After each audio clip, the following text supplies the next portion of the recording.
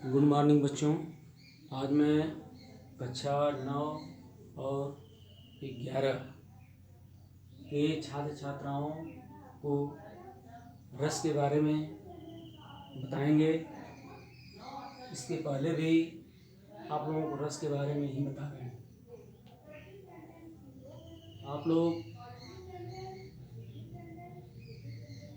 आप लोगों को जो कि मैं रस के बारे में हम 7 रसों को आप लोगों को हम बता दिए हैं। आज हम 8वां और 9वां रस आप लोगों को बताएंगे। जो भी रस जो बताए जा रहे हैं उसको आप लोग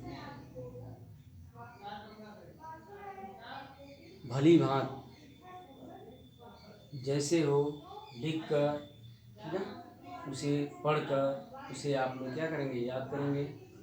तो मैं जो है भयानक रस के बारे में आप लोगों को बता रहा हूँ। तो भयानक रस का जो अस्थाई भाव होता है, देख रहे हैं, ये जो भयानक रस है इसका अस्थाई जो भाव होता है वो भय होता है।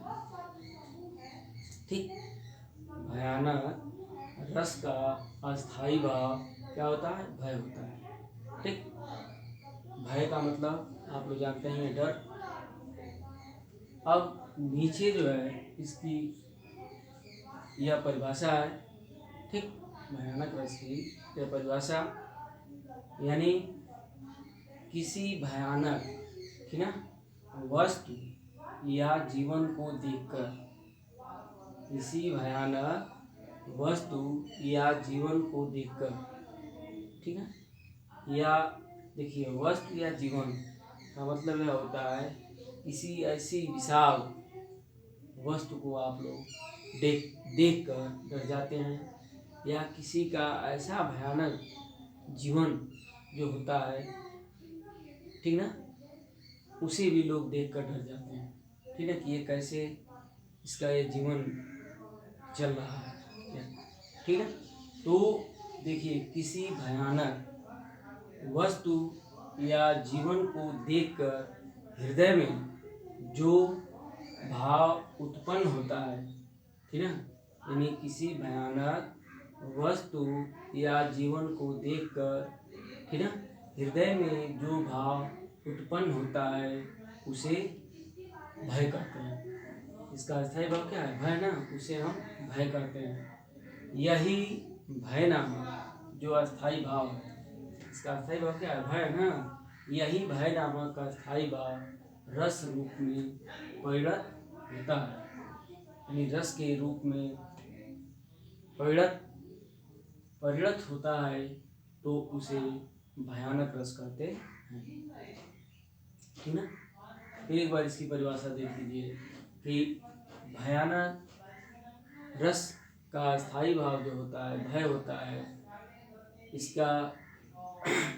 इसकी परिभाषा जो है किसी भयानक वस्तु या जीवन को देखकर हृदय में जो भाव उत्पन्न होता है उसे भय कहते हैं।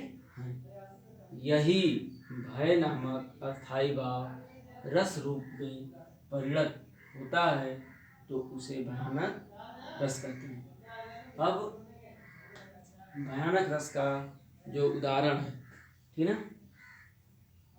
भयानक रस का उदाहरण यह है कि उधर गिरती सिंधु लहरियाँ, ठीक है, उधर गिरती सिंधु लहरियाँ कुटिल काल के जालों सी चली आ रही फेन उगलती फन फैलाए ब्यालों सी।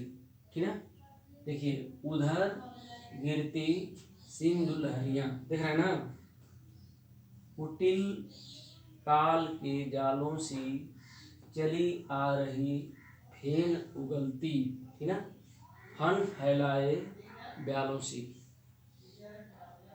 देखिए यहाँ जिस चीज़ को यानी किसी वस्तु या जीवन को देखकर डर उत्पन्न हो जाता है या भय उत्पन्न हो जाता है उसे हम भयानक रस कहते हैं। देखिए उदाहरण में उधर इसका हम व्याख्या कर रहे हैं। जो नीचे जो उदाहरण जो दिया गया है इसको लिखने वाले हैं जयशंकर प्रसाद, ठीक ना। उधर गिरती, ध्यान सुनिएगा, उधर गिरती सिंधु लहरियां कुटिल काल के ब्यालों सी चली आ रही फेन उगलती फन फैलाए ब्यालों से। यानी जयशंकर प्रसाद जी कह रहे हैं कि उधर गिरती सिंधु, सिंधु माने क्या होता है, समुद्र, ठीक है। सिंधु मीन्स क्या होता है, समुद्र। जयशंकर प्रसाद जी कह रहे हैं कि यह समुद्र, ठीक ना, कह रहे हैं उधर गिरती, यानी समुद्र, कह रहे हैं उधर जो है यह समुद्र की लहरें, लहरियां मीन्स वही तरंगे, सिंधु की लहरें जो है उधर क्या गिर रही हैं, यानी समुद्र की लहरें जो हैं उधर क्या गिर रही हैं, और कुटिल काल के जालों से, और वह जो है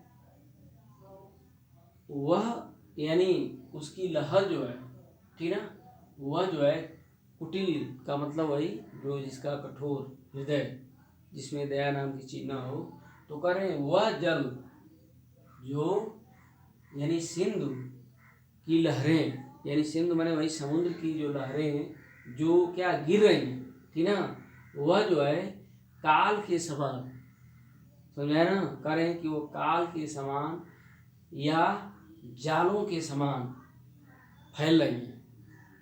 देखते हैं जब जल का प्रकोप जब बढ़ता है तो उसमें कितने लोग क्या हो जाते हैं, समा जाते हैं।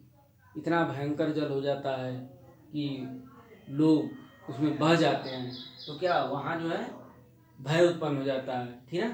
तो कह रहे हैं कि उधर गिरती सिंधु लहरियाँ, यानी जयशंकर प्रसाद जी कह रहे हैं कि उधर समुद्र की लहरें क्या हो रही हैं, गिर रही हैं, और वह बिल्कुल यानी निर्दयी जैसे, यानी काल के समान जो है वह क्या हो रही हैं, फैल रही हैं, समझा ना, जालों सी, वह जाल जैसे जाल होती है ना, वैसे जो है उसका जल जो है फैल रहा है, और चली आ रही फेन उगलती। जब लहरें, एक समुद्र की जब लहरें लहरों से जब टकराती हैं तो फेन का मतलब होता है गाज। जब पानी के ऊपर पानी गिरता है तो उसमें से झाग उत्पन्न होता है, फेन, ठीक है। तो वह जो है चली आ रही फेन उगलती, यानी वह इतना जो है काफी, यानी उसमें गाज उठ रहा है, ठीक है, इतना गाज उठ रहा है जैसे कि फन फैलाए ब्यालों से, ब्याल मीन्स होता है सर्प, जैसे कि एक काल रूपी सर्प जो है अपने फन को क्या फैलाया रहता है, वैसे जो है यह समुद्र की जो लहरें हैं, ठीक है, टकराने से उसमें सांपों के माने फल, काल जैसे सांपों के फन जैसा वह फैली हुई प्रतीत हो रही हैं, दिखाई दे रही हैं, ठीक है।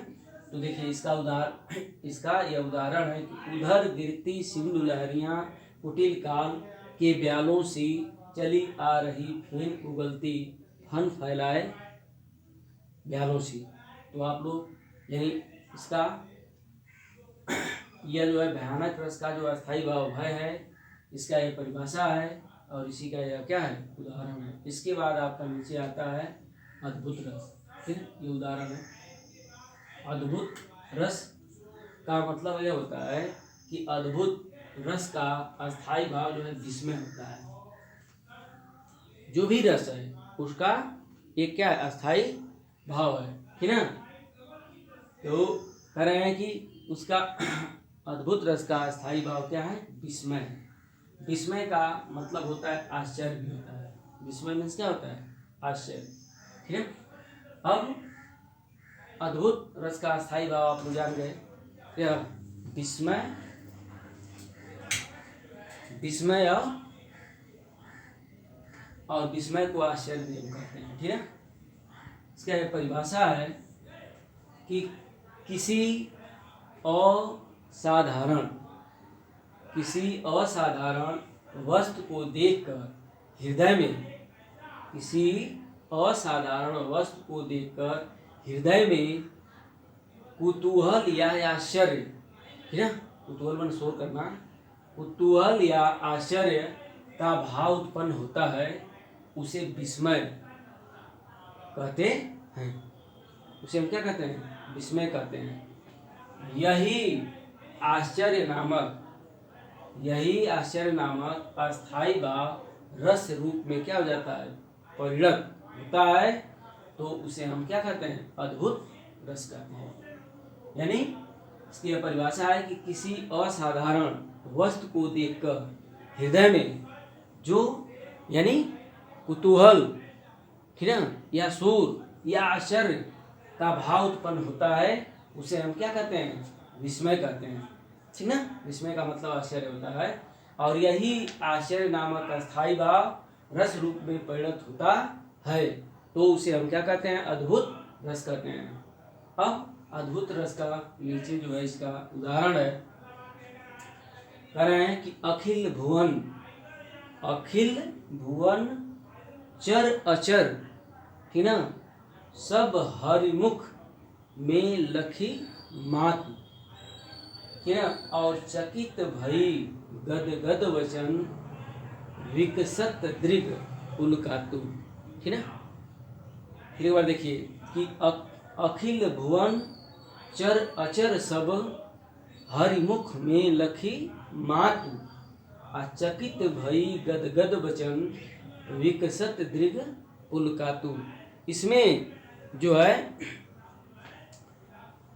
इसको लिखने वाले हैं सेनापति, ठीक है। इसको लिखने वाले हैं कौन? सेनापति जी कह रहे हैं कि माता यशोदा ने श्री कृष्ण के मुख में, यानी माता यशोदा ने श्री कृष्ण के मुख में, ठीक ना, श्री कृष्ण के मुख में चर अचर, यानी भुवन मीन्स होता है संसार या ब्रह्मांड, ठीक ना। करें माता यशोदा जी श्री कृष्ण के, यानी श्री कृष्ण के क्या मुख मैंने श्री कृष्ण के मुख में, यानी माता यानी यशोदा जी, ठीक ना, माता यशोदा जी ने श्री कृष्ण के यानी मुख में, ठीक ना, चर अचर ब्रह्मांड को लक्ष्य मने क्या देखती हैं, ठीक। माता यशोदा जी यानी श्री कृष्ण के क्या हरिमुख का मतलब होता है श्री कृष्ण के मुख में चर अचर यानी सारे ब्रह्मांड को क्या करती हैं? देखती हैं।